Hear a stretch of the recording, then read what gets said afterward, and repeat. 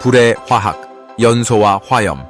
태초부터 인류와 함께한 뜨거운 에너지의 비밀. 인류는 태초부터 불과 함께 해왔습니다.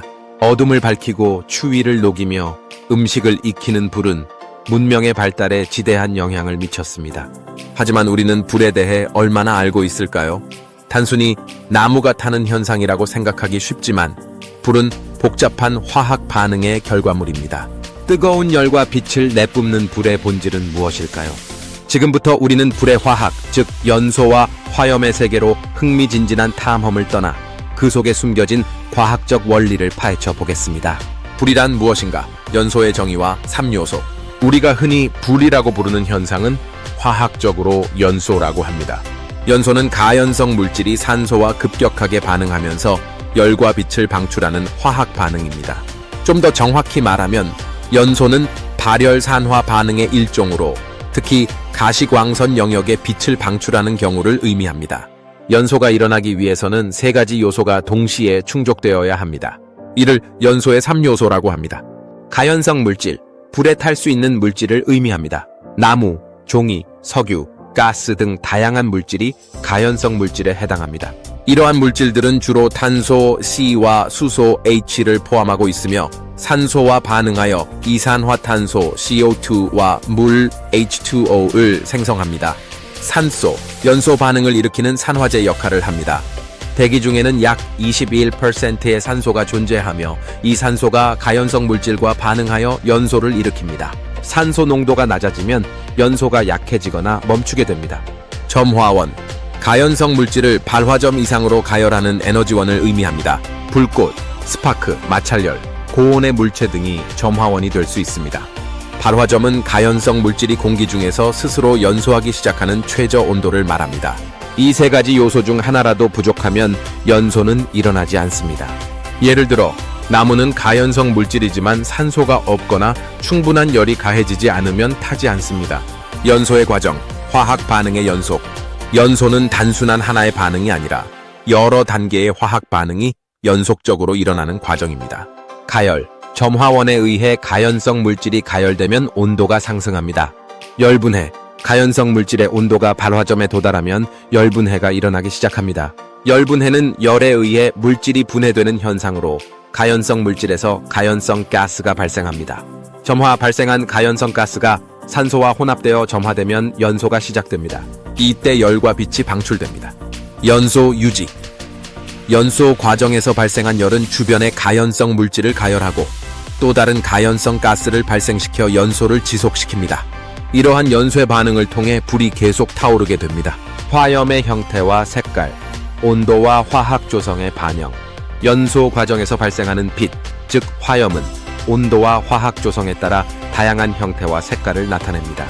온도에 따른 색 변화. 불꽃의 색깔은 온도에 따라 달라집니다. 온도가 낮을 때는 붉은색이나 주황색을 띠고 온도가 높아질수록 노란색, 흰색, 푸른색으로 변합니다. 예를 들어 양초 불꽃의 아랫부분은 붉은색이고 윗부분은 노란색인데 이는 윗부분의 온도가 더 높기 때문입니다. 화학 조성에 따른 색 변화, 가연성 물질에 포함된 원소에 따라 불꽃의 색깔이 달라지기도 합니다. 예를 들어 구리를 태울 때는 청록색 불꽃이 나타나고 나트륨을 태울 때는 노란색 불꽃이 나타납니다. 이러한 원리를 이용하여 불꽃 반응 실험을 통해 물질을 분석하기도 합니다. 다양한 형태의 연소. 우리가 일상생활에서 접하는 불은 대부분 화염 연소입니다. 하지만 연소는 다양한 형태로 나타날 수 있습니다. 화염 연소, 불꽃을 내며 타는 일반적인 연소 형태입니다. 나무, 종이, 가스 등이 화염 연소합니다. 표면 연소, 불꽃 없이 물질의 표면에서 천천히 타는 연소 형태입니다. 숯, 코크스 등이 표면 연소합니다.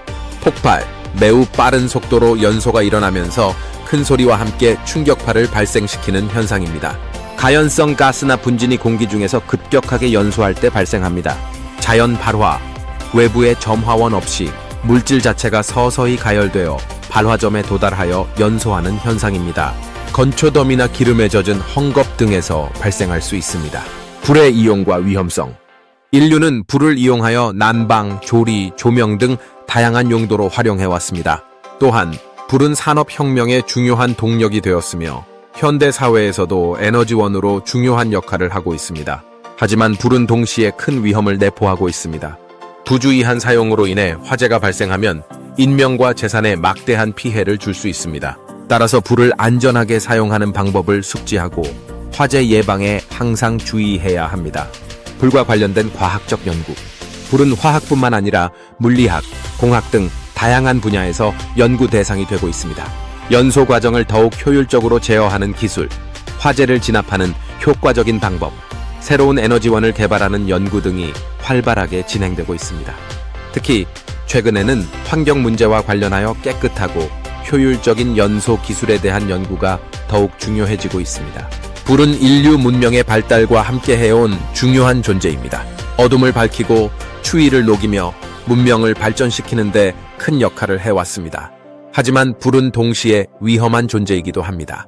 불의 화학, 즉 연소와 화염에 대한 이해는 불을 안전하게 사용하고 화재를 예방하는 데 매우 중요합니다. 우리는 불에 대한 과학적인 지식을 바탕으로 불을 더욱 효율적이고 안전하게 이용해야 합니다. 태초부터 인류와 함께 해온 불은 앞으로도 우리의 삶과 밀접한 관계를 맺으며 끊임없는 연구의 대상이 될 것입니다.